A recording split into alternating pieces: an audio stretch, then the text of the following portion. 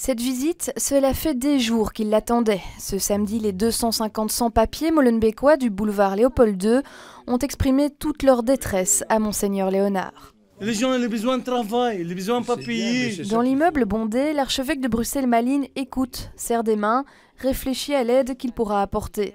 Ils viennent pour la plupart d'Afrique subsaharienne ou du Maghreb.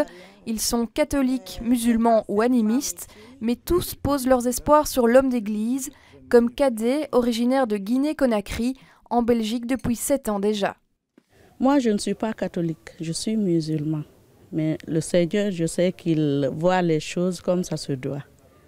Donc, s'il vient, je vais l'écouter comme étant un être humain. Je lui ai dit aussi que je viendrai ici, au Premier ministre, et qu'après ça, je prendrai contact avec lui pour plaider le maximum d'humanité dans la manière dont notre législation peut être appliquée.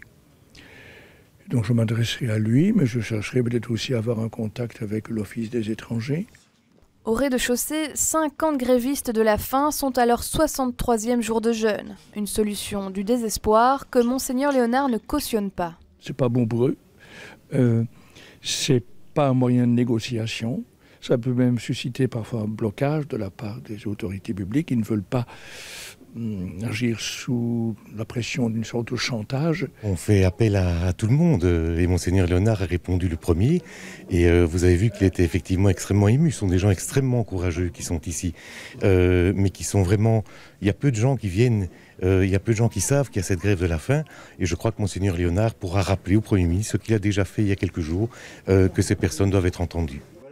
Dans ce dossier, difficile de savoir quelle pourra être l'influence d'André-Joseph Léonard auprès des autorités.